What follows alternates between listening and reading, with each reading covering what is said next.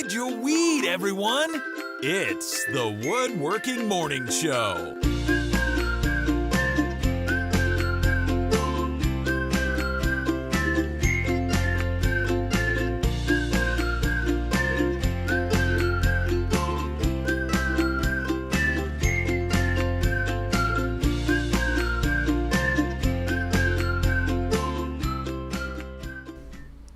Whoops. I hate when I do that. Sometimes I have the wrong camera on, so you got a nice little preview of a leg we're going to look at later. Well, good morning, everybody. It is the morning show. I'm a little bit loud. Hold on. Coming in a little bit hot. Coming in a little bit hot. I got my microphone problems fixed. So it's Friday. Everybody in the neighborhood is mowing their lawn right now. That's how you know it's Friday. It's a good day. Nicole's in a good mood. I'm not in a good mood. You could just look at her. You can see it. It's oozing out of her pores. I just got My gosh. The kids are getting... Ava's going to get a lot of shots today. I'm going to get a shot today. Mateo's going to get a shot today. You should be getting a shot today. Okay, I'll go. All right.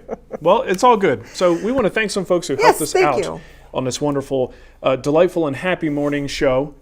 We want to thank Zoe. To say. Snap out of it.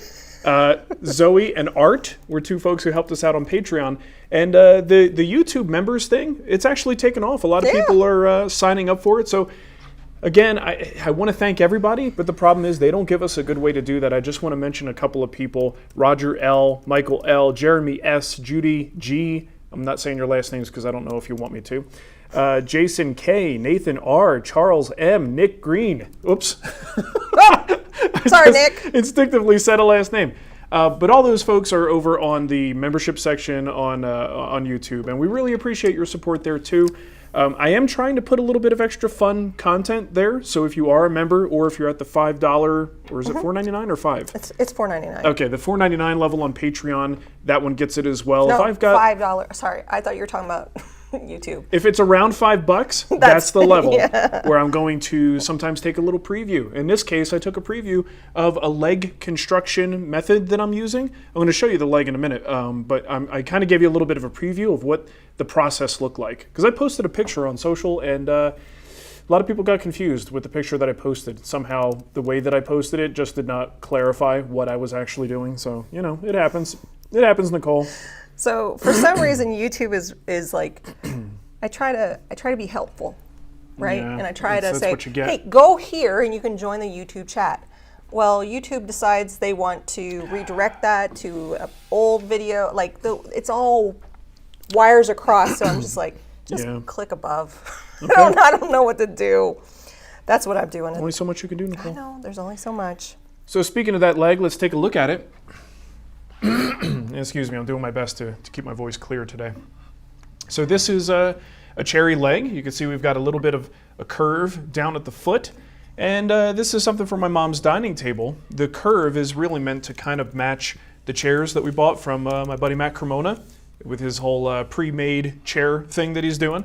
So it's kind of going to be thematically related to it, but the focus of the video that I posted for members was not this, the making of this curve. It was actually focused on this end grain. Now, I don't know if you could see that very well. Maybe not, the lighting isn't great, but this joint goes corner to corner, right? So that glue joint, normally, if you just do a glue up of 2 pieces of 8/4, we would have a glue joint going right down the middle of one of these outside faces, and that's not ideal. So I show you how to kind of change the orientation of that glue joint to put it in your favor. You can also use that sort of same technique to kind of get riffs on faces on all 4 sides, if that's something you want to do, or quarter sawn faces. But it's a cool little technique. It actually will be part, I'm pretty sure it's going to be a guild video. So this is just a little preview of something just to kind of wet your whistle. I finally got into the chat.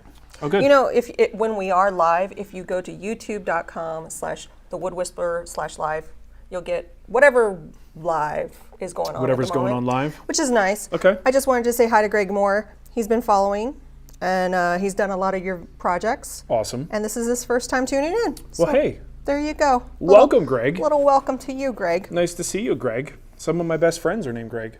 And Matt. And Matt. And John. Tyler. Okay. Let's just name all my friends, Nicole. Jim. Yeah, Lots that's of Jims. Okay, one other thing. Fremont Chest of Drawers. You guys know Daryl Peart? Excuse me. So Daryl is the green and green guy. He has a chest of drawers video in the guild. It's been on pre-order for about a year now, maybe a little bit more. Yeah. Oh my gosh, sorry guys. You're having a problem today. Look, I asked him, I go, have you been drinking milk? You can't blame milk, I'm telling you. It's a combination of continuous nasal problems. I've been having a lot of sinus. I mean, with the weather, dropping 50 degrees on one day. Whatever it is, it's no fun. It's a whole thing. So Daryl's project is finally starting to release the videos. Technically, it wasn't supposed to come out till October, but I'm like, you guys have been waiting for like a year and a half for this. Maybe I should just push these videos out as they come. So if you are already subscribed to that, those videos are dropping right now. The other thing I want to mention is Cremona's dressing Vanity. That is now on pre-order. And during the pre-order period, it is 30% off. As soon as that 2-week pre-order goes away, so does that low price. So if you're interested in this dressing vanity, I should have very pretty. Should have gotten a picture. I totally forgot. It's gorgeous. It's a sort of mid-century modern design. Lots of miters and bevels. It's gorgeous. What is wrong with you? What is wrong with me? I don't know. know. You forgot a picture. Oh, that. So go check it out. That's at thewoodwhispererguild.com.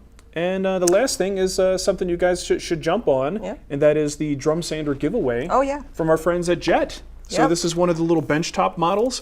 If super handy if you don't have a big shop and you don't want that floor standing unit. This is a great little machine. So you have how long to? So the end of the month. So we're roughly halfway through the month. So you have a little bit more time to enter. Go for it. Yeah. So exciting stuff. It is. Go to thewoodwhisperer.com/giveaway.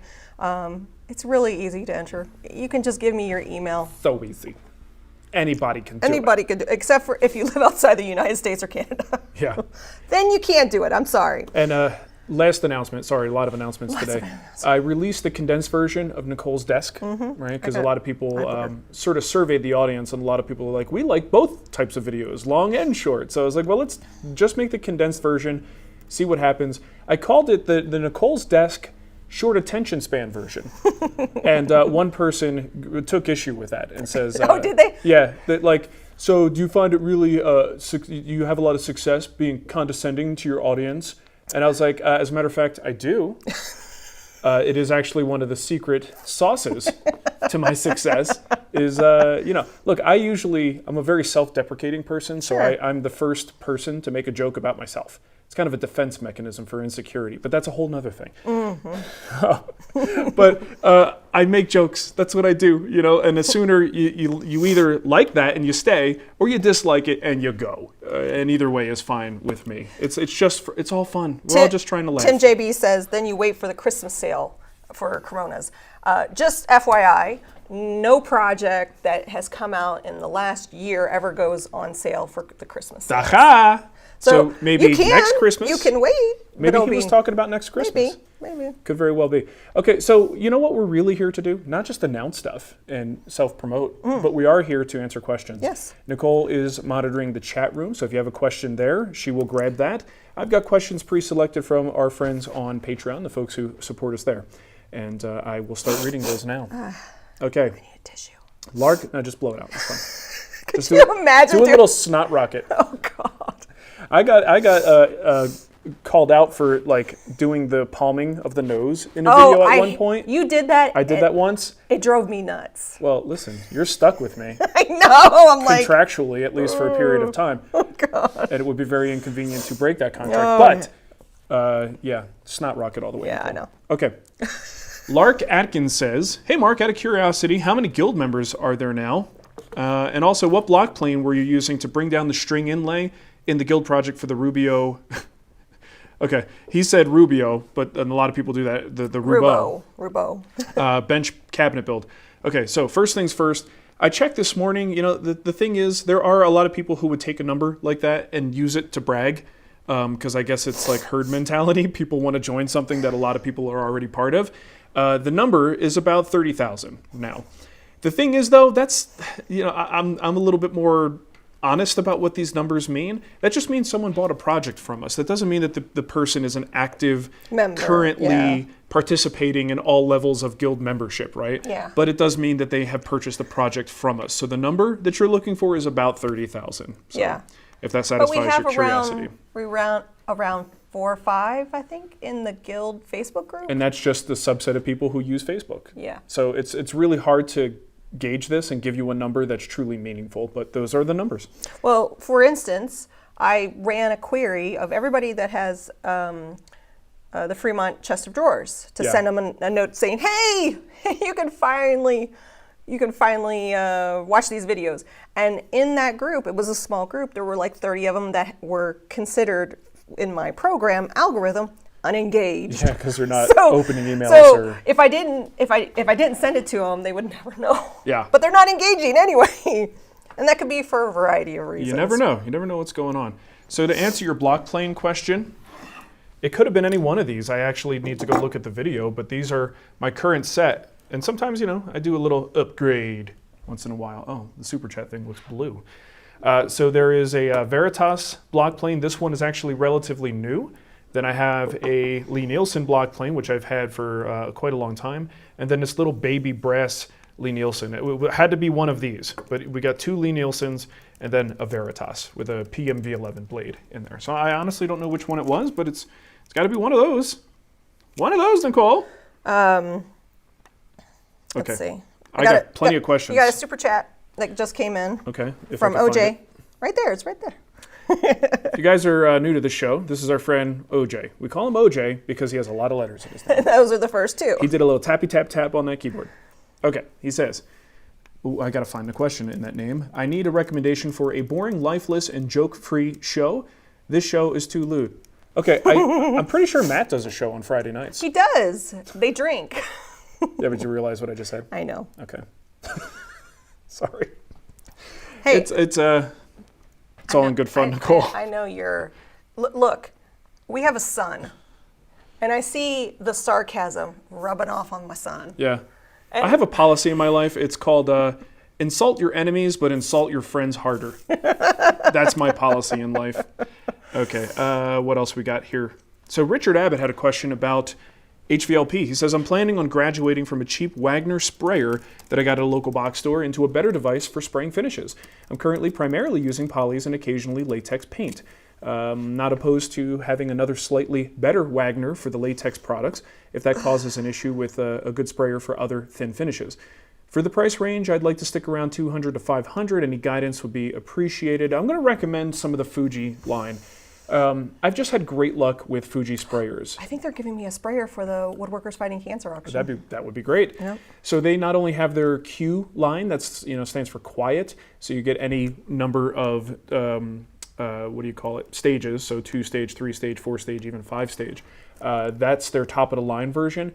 They also have a couple of other lines like the Semi-Pro and the Hobby Pro, and these are ones that are just sort of, I haven't really had a whole lot of time with them to tell you where they cut costs to get those a little bit cheaper, but they definitely fall within that range. And I would say you want at least a 2-stage. When you're spraying latex, you still may need to thin at 2-stage, and it depends on the paint, and the results may not be perfect. You do want to test it out. Ideally, if you could even go to a 3-stage, you'll be better off. I've got a 5-stage. That thing is a beast. It's got no problem pushing out paint.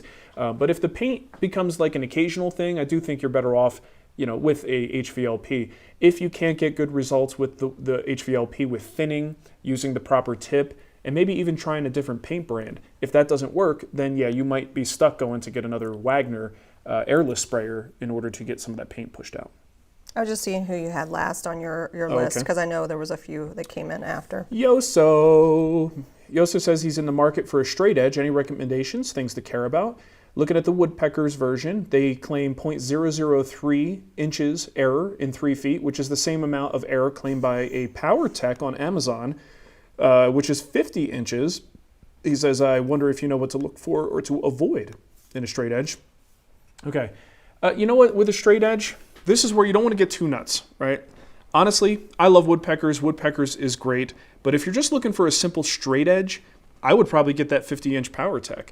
The longer that straight edge is, especially if you're doing tool tune-up, maybe you're setting up a jointer, the longer the straight edge, the easier it is to do those jobs, right? So, but it also becomes a lot harder to justify getting a really, really long straight edge. Like Lee Valley makes the steel and aluminum versions, and I've got a 4-footer, but I couldn't justify getting that it was just too expensive to get the one in steel, so I got it in aluminum. It's not the best thing out there, but it gets the job done. So when we look at these numbers, I do think it's important for us to keep in mind who we are and what we do, right? And we're woodworkers. And woodworkers really should not be too fussed about 0.03 of an inch over 24 inches. Or in this case, the Power Tech, whether they're exaggerating on their accuracy there or not, 50 inches. So I don't think you should really worry about it too much. I would not drop a whole lot of money. Woodpeckers does make nice stuff. If you've got it in the budget, you can do that. But if you find a less expensive one that claims to have an accuracy level that you could live with, I would go with the less expensive version. All right? And it may not be red, but that's okay, because the silver ones are nice too.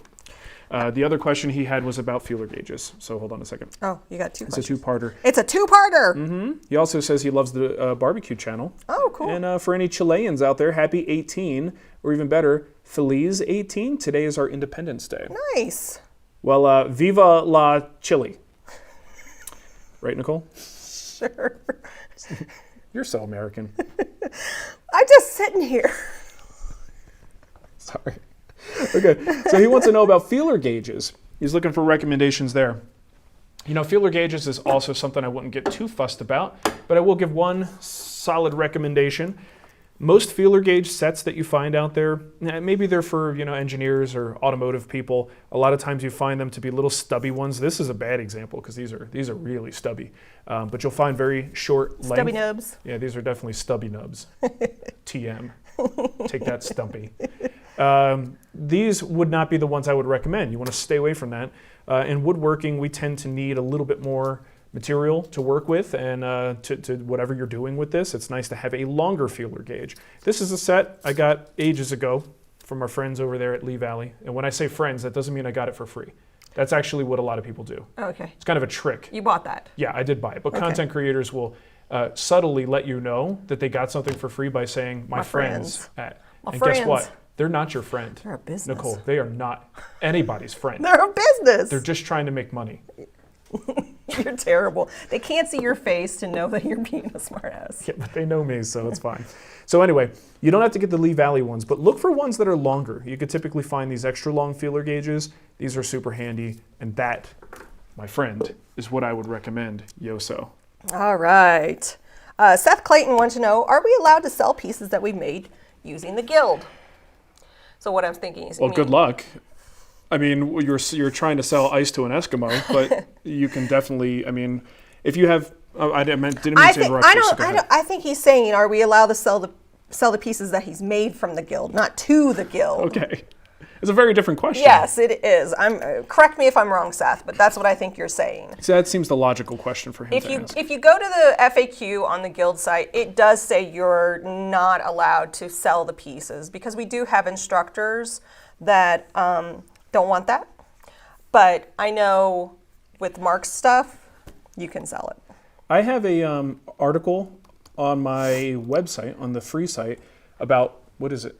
Copy something, it's like, something about copying my work. Don't copy me or something. It's like done in tongue in cheek. Yeah, my personal policy on jerk this way of saying, sure, you can sell them. Where is the question on the FAQ? It's towards the beginning. So my personal policy on this is actually different. When we look at a lot of the guest instructors, these are people who make their living with their furniture. Mm-hmm. Their willingness to let someone take their design, reproduce it, and then sell it, it's a different prospect for them. For me, my goal is for you to learn how to build furniture. And if you can make a few bucks doing that too, I'm all for it. Go for it. What I don't want you to do is take something that is clearly something I designed and then pass it off as your own. Yeah. Ideally, I would like to receive some sort of credit or acknowledgement in one way or another. And if you do that, I'm totally cool with it. I hope someone wouldn't take, nothing I've ever built is really like product line commercial worthy, I don't think. Mm-hmm. But if someone were to take something I made and try to produce it commercially, we might not be friends in the future if you don't want to talk to me about that. You may not be my favorite. You might not be my favorite, but I got to tell you, legally, there's not a whole lot I could do about it anyway. All that said, in the FAQ in the Guild, we say very specifically, just to cover our butts, Guild designs are intended for personal use as educational projects. You are free to build as many as you like for yourself. No one is going to stop you from selling one or two of these projects to friends and family, but please refrain from offering Guild projects as regular items. And then I also linked in the chat room a article you did back in 2014. Yeah. That doesn't seem like it was that long ago, but it was 6 years ago.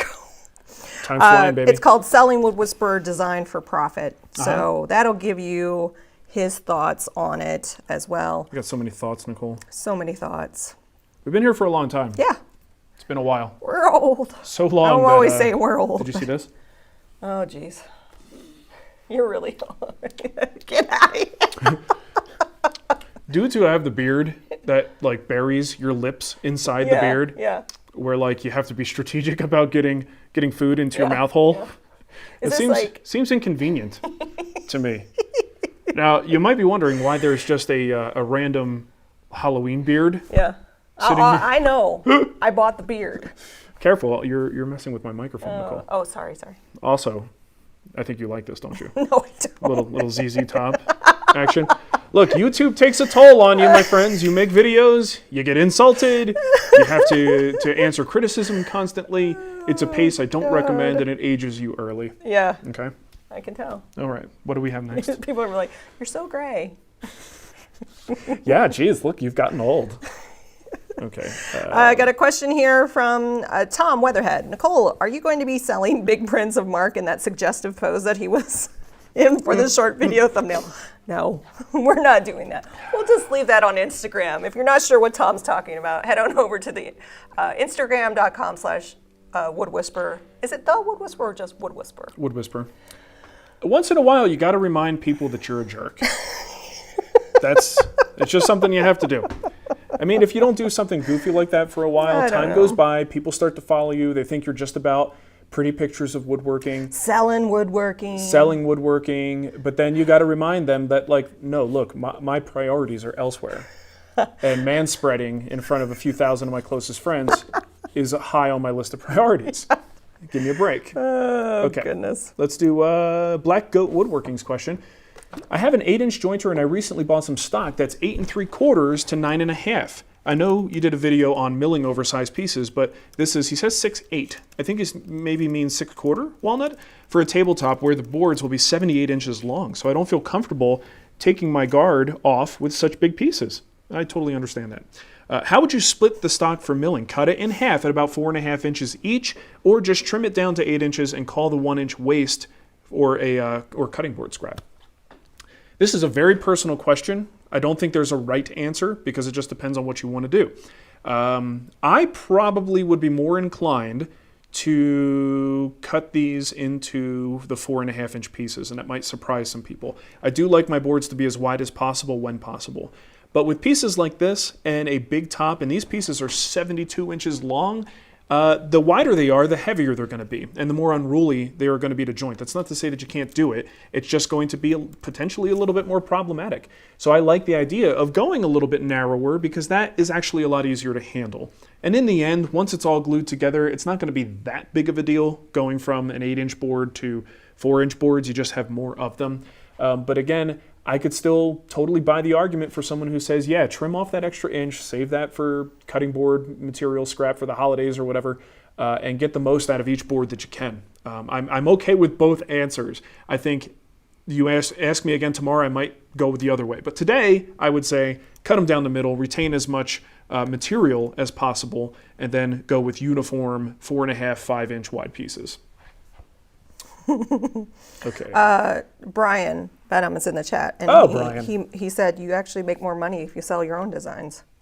Well, there you go. Well, yeah, Brian, when your stuff looks like yours, when your stuff looks like my garbage, you go poor very quickly trying to sell your own designs. Speaking of Brian, I don't want to say too much, but Brian sent me a couple of early previews of a Sketchup class he's working on that we're going to sell in the guild. And this is huge because I don't know if you guys heard about the Fusion 360 announcements about the sort of further dividing what their free offering is from their paid and pro offerings. And a lot of people were jumping ship from Sketchup because they didn't like the web version, which is their free version, over to Fusion 360. And this is a little bit of one of those rude awakenings that make you go, oh yeah, they're trying to make money. Yeah. I forgot they're a company making money. We were just talking about that. Yeah, exactly. So Brian and I have been talking about this for a while, doing a SketchUp course. But this timing was actually pretty good. And what I thought, we decided together that maybe what we do is cover the web version. So it's going to be a general SketchUp course, but the web version is just a little bit different, and it's not as bad as people think it is. It's actually, fairly full-featured. You just got to know where everything is, and you got to learn a few new things. So I think this is going to be an awesome course. You guys are absolutely going to dig this. I've seen the preview of the first video, and it's really good. And Nicole says, "Oh, Brian's got a nice voice." I did. I was like, "Oh, you have a really nice voice, Brian." There you go. What do you think, Brian? What do you think of that? Okay, so look out for that. Mike Davies says, when you're making a frame and panel structure, I know you want to leave room for the panel to expand and contract if it's solid wood, but if it's a sheet good like plywood or MDF, do you want to glue it all the way around and lock it in place to add rigidity to the piece? Or would you not bother because your joinery shouldn't be crap and the panel is fine to float? Well, usually I do let the panel float to an extent if I'm feeling saucy, and I don't, the thing is when you put a little bit of glue in a groove and then you pop a panel in there, sometimes you get squeeze out. And what I don't want is that glue to squeeze out on that edge, because that seam, as you go across, you'll have a point where it's got glue stuck in there and it looks solid, and then there's another air gap next to it or on both sides of it. So as long as you can get the glue into the groove cleanly and you don't wind up with glue squeeze out between the panel and the frame, and you have time to do it, go ahead and glue it in. It's only going to make the structure stronger. But you don't have to do it. So if you trust your frame and panel joinery and you don't feel like gluing it in, you shouldn't have to. But sometimes I do. Kind of depends. I would say most of the time, though, I don't. I might just put a couple of drops of glue to secure the panel and stop it from moving. You crack me up because I think you're done, and then you just keep going. The words will continue to flow, Nicole. Michael wants to know. It's the gift that keeps on giving. Stop. Michael Lusk wants to know, what is the best way to drill a flat bottom hole? Have you used a dado cleanout bit to help? Does this make sense? Okay, well, drill, but then you mentioned a dado cleanout bit, which is a router. Okay. So it depends on what operation you're doing. Flat bottom hole. Yeah, but most of the time when people want a flat bottom hole, they use a Forstner bit on a drill or a drill press. Forstner bits tend to have a leading spur in the middle that is kind of helping guide the bit, and that means you do have a flat bottom, but you also have a hole in the middle. So if you're looking for something to make a truly flat bottom, then a bowl cleanup bit, or they go by a couple different names, but what he's talking about is one of those bigger bits that has just a nice flat bottom. You could use those to surface a big board if you're doing like a router sled method. They have bits like that you could put in a CNC for flattening. Don't want the hole. Yeah, so he doesn't want the hole from a Forstner bit. So yeah, a router bottom bit, bottom bowl cleaning bit or whatever it is. Bottom bowl bit. Bottom bowl bit. Bottom bowl bit, Nicole. Oh, wow. Buttery, flaky crust. Buttery, flaky crust. All right. And Which they one also... is it? This one? Yeah, I mean, but it depends on what he wants to do. So sometimes they have bigger diameters. Sometimes it's a narrower one. I just searched bowl bottom bit. Do you remember when we made the MLCS or Eagle America candy bowls? Yes. For holidays, right? We got a whole bunch of templates I would love to make There's bits that have that nice rounded outside corner so that you get a good interior corner in there and it's not a real sharp corner. So that might be what he's looking for. If you're looking to put that in your drill press, I wouldn't do that. You know what I mean? Like if you're looking for a substitute for the Forstner bit, there have been times where I've done things where I clean out the bulk with the Forstner bit and I just keep it a little bit higher than it needs to be so that I can come back with the router bit and do cleanup passes and get rid of that little spur hole. So there's all the templates, and then on the template page, there's a bowl and tray accessory kit. The 4-piece bowl and tray accessory kit has some of those bits in it that would be useful for this. Michael, I'm going to link to the Eagle America page that has the bowls that we're talking about, and if you scroll down, there's like a collection of bits as well. So that might get you where you need to go. Kent Johnson says, I want to put up T111 on my shop walls. That is not a Terminator designation, but it's this stuff right here. My local box store only carries 1/2 inch thick. What did you use? Would the 1/2 inch be good enough, or should I find 3/4 of an inch? You know, I've never really seen 3/4 in the big box stores. Most of the time it's like 1/2 inch or 5/8, I think maybe 1/2 inch and 3/8. I don't know. Either way, what I have here is 1/2 inch.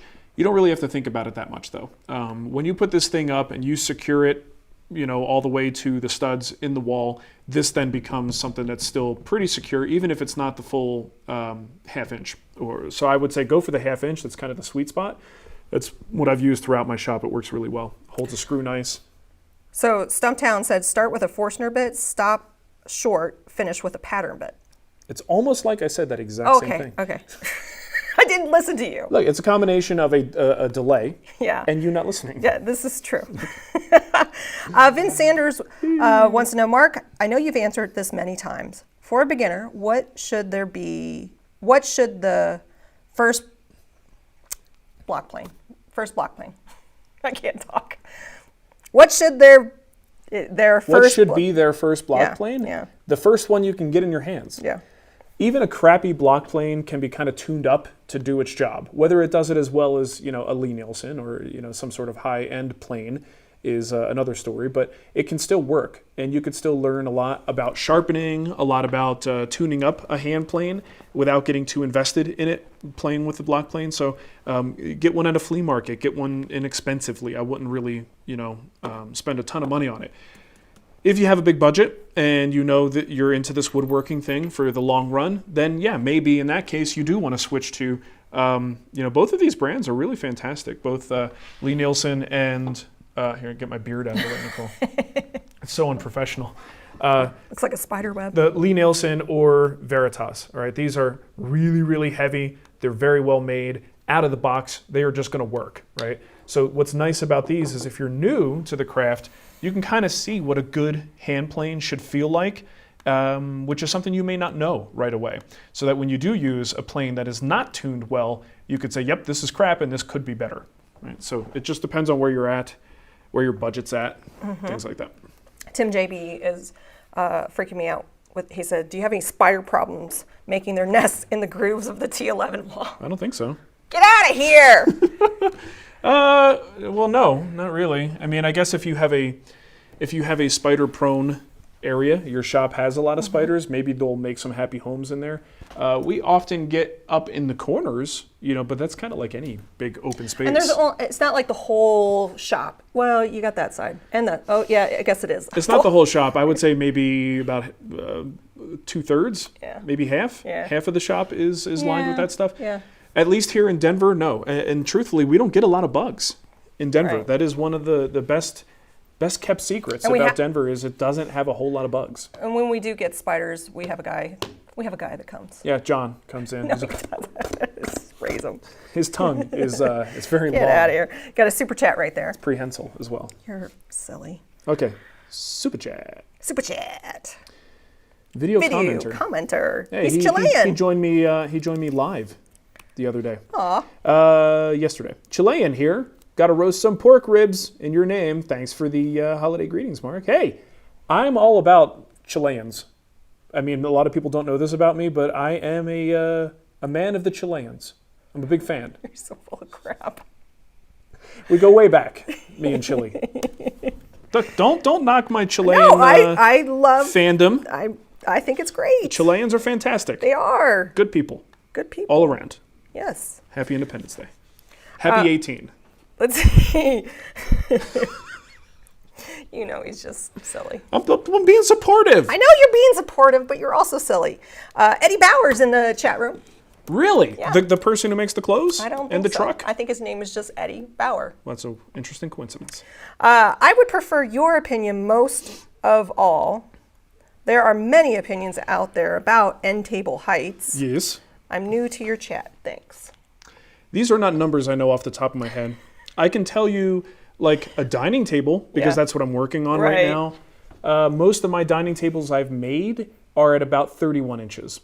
That's just a comfortable height for me and the people who I serve food at those tables. Yes.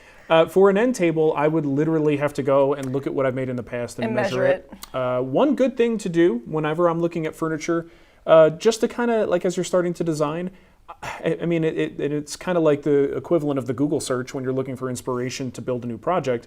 Go to Amazon, go to any furniture store website, and look at what their tables are. Most of the time, you're going to find a range that's plus or minus an inch.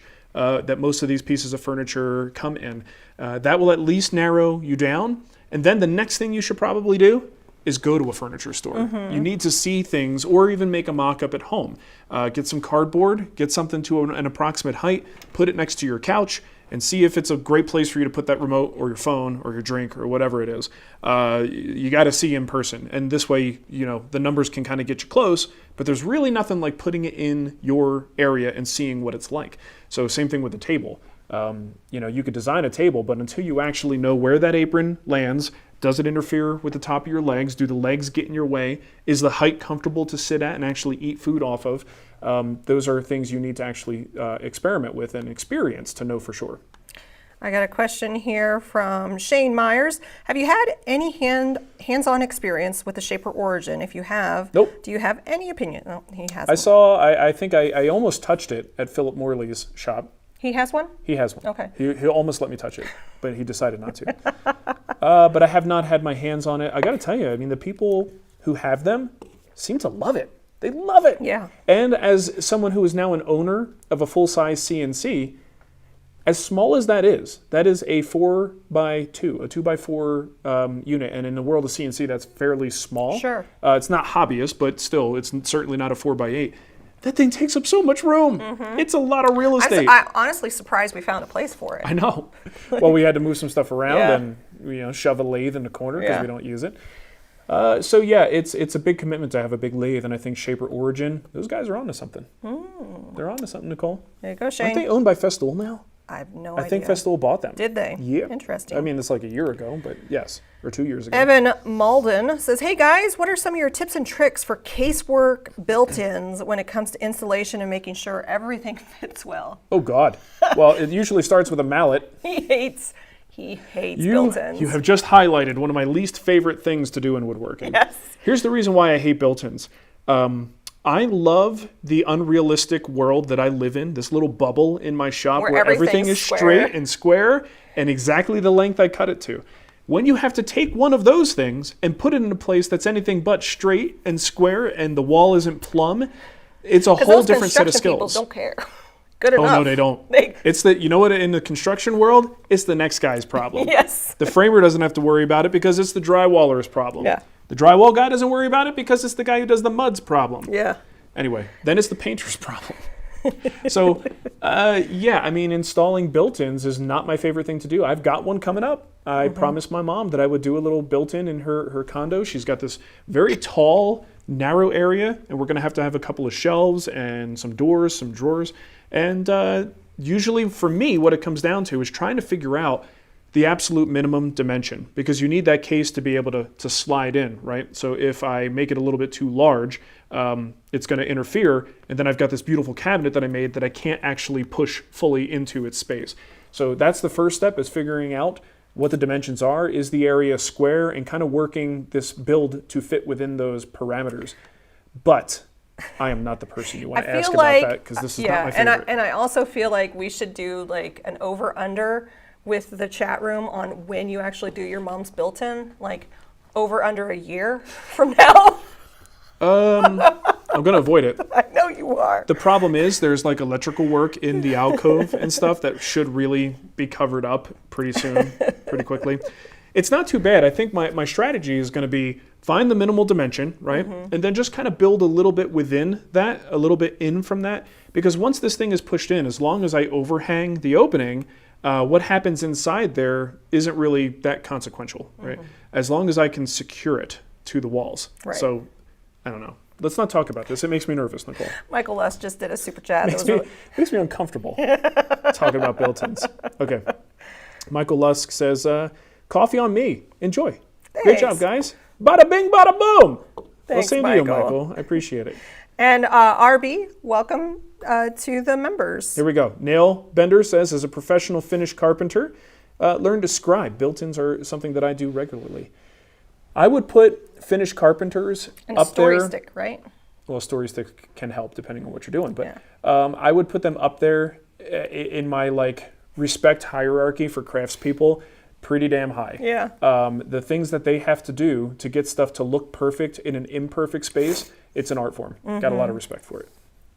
Much, much respect. Which is why I can't wait to do a video on it and then to be told by all those people who I just complimented how crappy my methods are. Somebody even said you should do a video of your mom's built-in. Should be entertaining. Yeah, it's me taking the band hammer and trying to get that thing to go in. Yeah, it should be good. Oh, no. Do you have more Patreon questions? I'm done, sister. You got to the end? I got to the end. You did Black Goat Woodworking? Yeah, we're actually almost done. So. Oh, okay. Let's see. I have a couple more. Greg Moore says, I have a gun stock I'd like to stand and finish off and put a golden oak stain on it. It's currently very dark.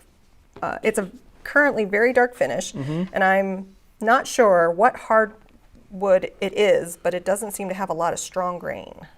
Okay. What was there a question in that? Sounds good. Let's go with that. Sorry, Greg.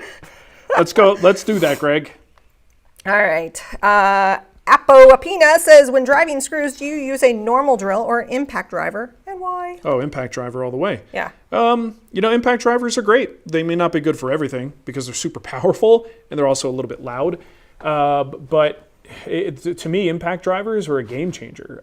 The amount of force, especially if you're thinking about, us guys who do lots of on-site installs, you know what I'm talking about. If you're in an awkward position and you got to get a lot of power to get a drill up there and get a screw driven into something, if you've got a impact driver, it's a cakewalk. You don't really have to do a whole lot. The drill's doing so much of the work. If it's a traditional drill, you really have to keep a lot of pressure up there and it's a lot of force on your wrist to keep that thing seated in the top of the screw and drive it up. So applying that to things in the shop, again, in the controlled scenario of the workshop, it's almost overkill to have an impact driver, but they're fantastic. It's just a very easy way to drive screws. I got a question that came in on our chat, which normally I'm on, but I feel really bad. This came in from Kevin Shapiro, and I wanted to read you his question. He says, when my wife and I moved into our first house and only home years ago, I made my first attempt at doing some kind of physical construction project. I've never done anything with wood, and we needed a bench.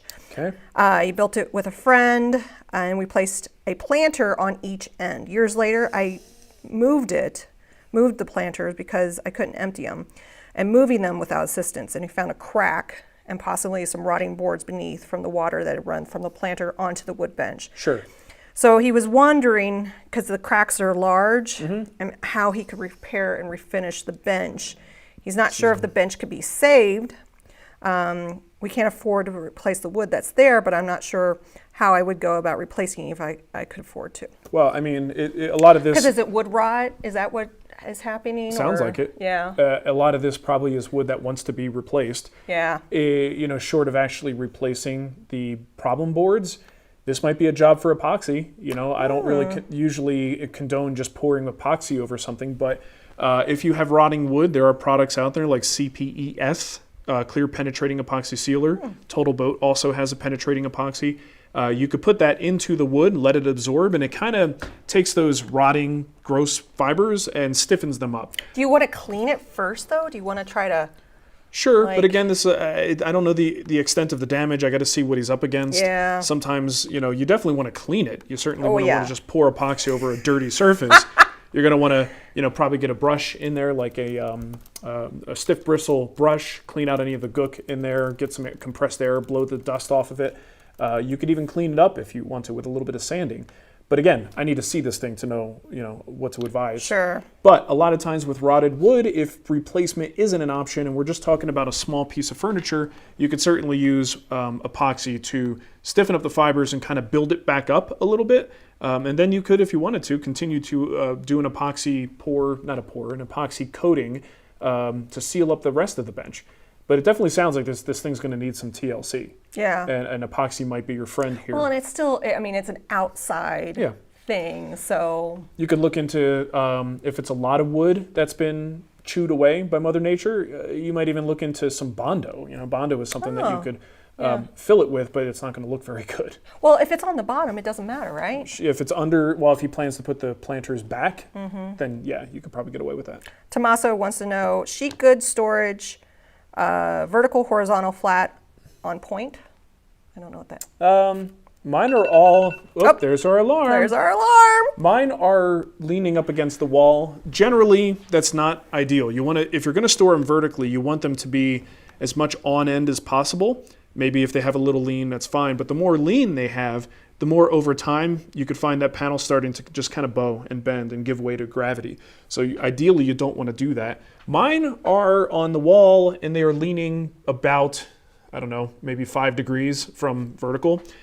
You can actually build triangular supports on your wall. So if you're going to be leaning these things, if they're leaning and they've got support in the middle, then it's actually not that bad. So you can put some braces on the wall, lean up against that, and have those take up some of that pressure in the middle. And that's a way that you can have the benefit of a leaning vertical storage without the tendency for it to bow over time. Walter wants to see the fancy liner of your jacket. I saw that question, but I don't think it's just a fleece jacket. I think he might be seeing a fold. Yeah, you're seeing the fold. So it's not my liner. His jacket is just. It's just my Marvel jacket. Yeah, we got that at it was a Comic-Con. Yeah. I don't know which one, but it was a Comic-Con. Tim says, just hit the snooze button 3 times.